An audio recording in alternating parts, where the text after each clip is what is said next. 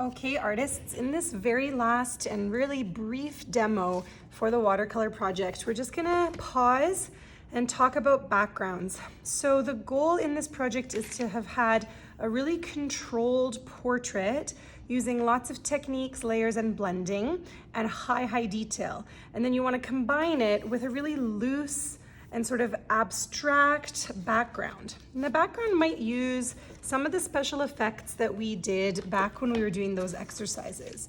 So if your portrait is nearly done or completely done, you've left your background white, the next thing you want to try to do is you might pull out that exercise page and remind yourself about things like the drywall tape, wax crayons, aquarelle pencils, the sponge, using masking tape in some graphic way, salt, and rubbing alcohol. Any of these, or even combinations of these, they might work really well. And then you want to take some of these test papers that we've been using and just pulling from colors that are already in your portrait, you might sort of just try out some different color schemes, backgrounds, and lets you sort of hold it up. I was liking this one with some of the colors, just this green part.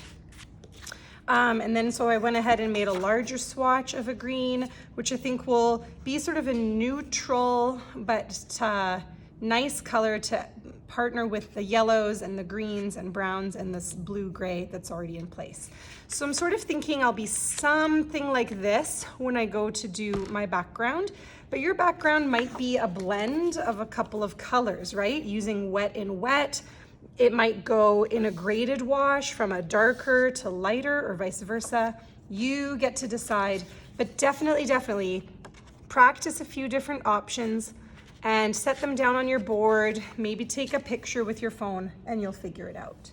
So when you go to do the background, you're gonna want to use a much larger brush than the ones we've been using. So there are these beautiful bamboo hake brushes, and they're just over near the windows with some lids where I've started to mix this green color.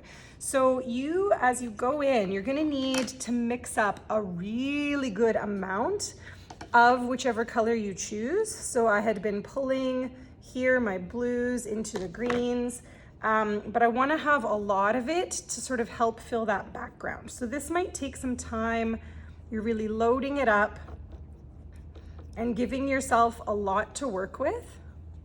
You might want it a little more pigmented, a little stronger than the way you were working in layers in the portrait. The worst thing would be to run out of this color as you're halfway through your background, okay? And then just before I'm off to do this, I might want to either protect the edges of my portrait, okay? I could do so using a little bit of tape. So in a kind of, careful way, you can protect it if you're really worried or if there's an area that really comes in a lot. But the best trick is actually quite simple. When you go to work on your background, you're just gonna turn things upside down, okay? And that you can even tilt it slightly. That way, if something wants to drip, it's going to drip away generally from whatever your portrait is. If you have to go around it, again, you might use the tape or just kind of be extra cautious, okay? So I'm going to, now that I've got a game plan in place, and I think I'll use the rubbing alcohol spray just to add some texture as I go.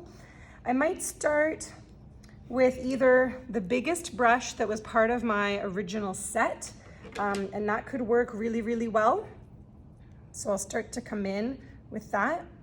So you can almost kind of do just a contour around, working quickly because you're wanting all of this to blend around my portrait first, coming up this other side here. And just know you can always layer and change your background the same way that we did as we worked through our faces or our animals, or in my case here, we've got a bit of both. But if you do this sort of thick outline in the same general color, okay?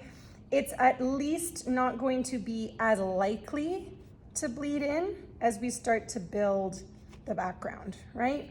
So if it wants to run, it will run away. Yeah, that's enough now that I can come with my bigger bamboo brush. It will run away in a different direction. You know, I can just kind of paint in a really haphazard, loose way, come back in. And then while it's still wet is when you might want to build in, you know, some of that salt or rubbing alcohol, things like this. If you were using one of the tapes, of course, you would be laying it down first. I'm not going to worry too much if the color is got some variety or even if my brush strokes are getting picked up. Oh, just going to lift this out of my way here. Okay. Oh, almost there. So as you have that first wash in place, it suddenly feels a little less scary.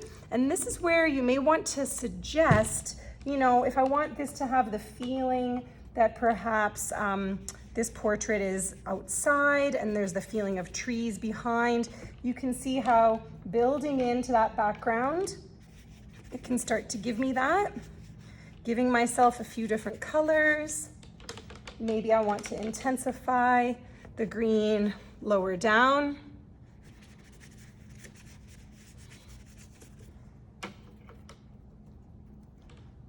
And then once you start to feel pretty happy with, again, this very loose, abstract background, actually might even tilt it and encourage some dripping. Okay. And of course you might want some paper towel handy. So I had a bit of a spatter there. Bit of a spatter. You can just use the lifting out technique again to really protect your portrait. Do so carefully. And then before this dries, just gonna give it that sort of spatter effect. I'm pretty happy with that. And I'm going to allow this to sit flat in the drying rack until I'm ready to hand it in.